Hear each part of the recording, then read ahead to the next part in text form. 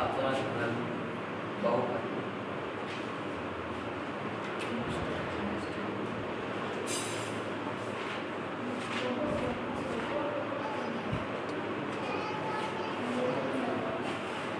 बड़े हम इससे पहले क्लास में आप लोग को बता दिए थे धातु के गुण अधातु के गुण बता दिए हैं, ठीक है।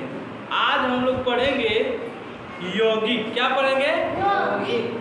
आज हम लोग पढ़ेंगे यौगिक के बारे में, यानी यौगिक का गुण पढ़ेंगे, ठीक है। क्या पढ़ेंगे? यौगिक का गुण पढ़ेंगे। तो टॉपिक बनाएगा यौगिक। पहले हम यौगिक के बारे में जानते हैं। यौगिक का हम परिभाषा लिखा चुके हैं। यौगिक का हम परिभाषा लिखा चुके हैं। आप लोग याद नहीं किए होंगे, एक अलग बात है, लेकिन हमने लिखा दिया वो भी एक अलग बात है। यौगिक क्या कहते हैं? बड़े दो या दो से अधिक तत्वों के रासायनिक अभिक्रिया या संयोजन से जो यौगिक कहते हैं। दो या दो से अधिक तत्व, कोई जरूरत नहीं है कि दो या दो मतलब दूसरे को तत्व लगेगा। ऐसे साफ स्पष्ट किया है कि दो या दो से अधिक भी तत्व लग सकता है, ठीक है। दो या दो से अधिक तत्व लग सकता है। एक बात याद रखिएगा कि जब दो तत्व हम लोग को रासायनिक अभिक्रिया कराएंगे, ठीक है, जब दो तत्व को हम रासायनिक अभिक्रिया कराएंगे तो उससे जो यौगिक जो बनेगा, ठीक है, उसका गुण और इसका दोनों का गुण से अलग होगा, ठीक है। इसका गुण अलग हो जाएगा और इसका गुण दोनों का अलग रहेगा। यौगिक के लिखिए हुआ यौगिक के अवयवी तत्वों को किसी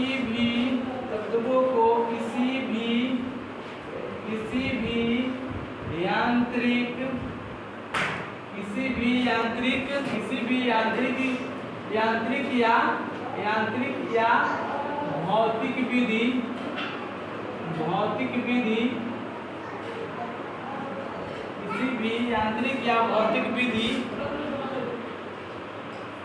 द्वारा ये आपका जो है ना यौगिक के गुण हो गया, ठीक है। क्या है? यौगिक के गुण है, ठीक।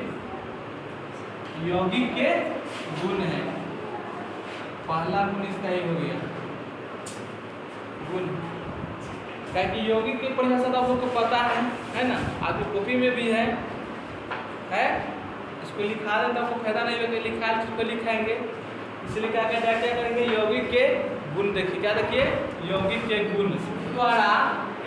विधि द्वारा अलग नहीं किया जा सकता है। अलग नहीं किया जा सकता है।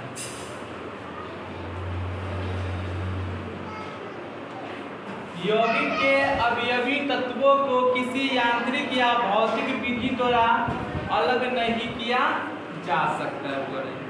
इसका दूसरा गुण क्या कह रहा है कि किसी भी यौगिक का गुण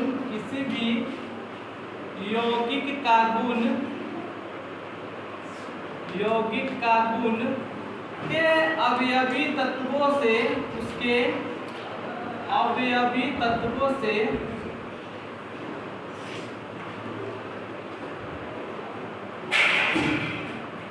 अवयवी तत्वों के गुण से अलग होता है।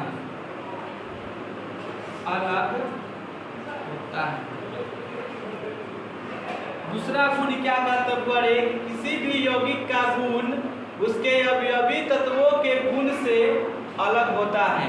अभी तुरंत समझा है कि दो तत्व लेगा, उसको यौगिक करेगा, जो तीसरा जो पदार्थ बनेगा, ठीक है, जो तीसरा बनेगा वो दोनों से अलग होगा। तो समझा है ना कि दोनों से अलग होगा, इसका गुण अलग हो जाएगा और दोनों का गुण अलग हो जाएगा।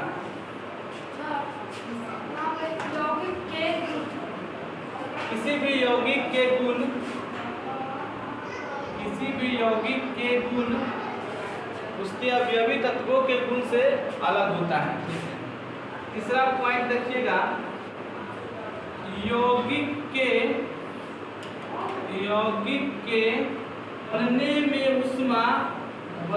में ऊष्मा यौगिक के बनने में ऊष्मा के रूप में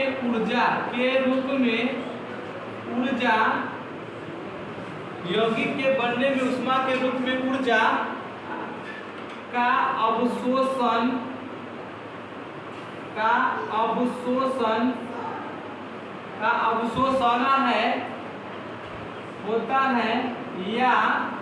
होता है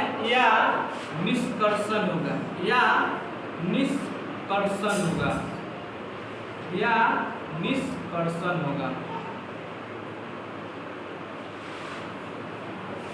चौथा गुण कहता है किसी भी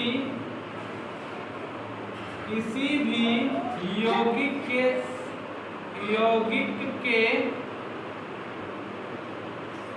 अवयवी तत्वों के भार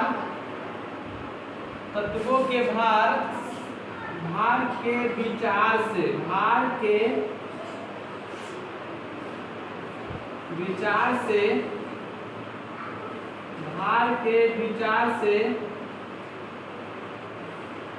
एक निश्चित अनुपात में होता है। एक निश्चित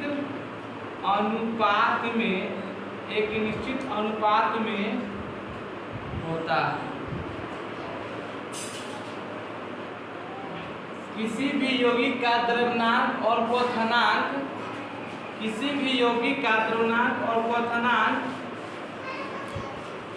भी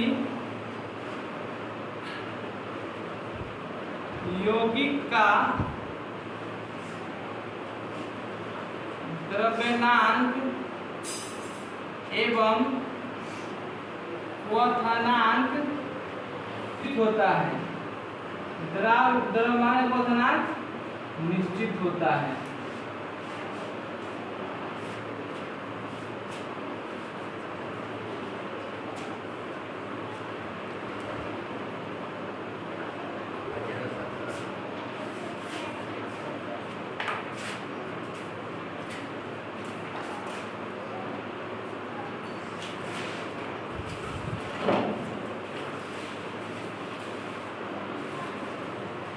तो बनना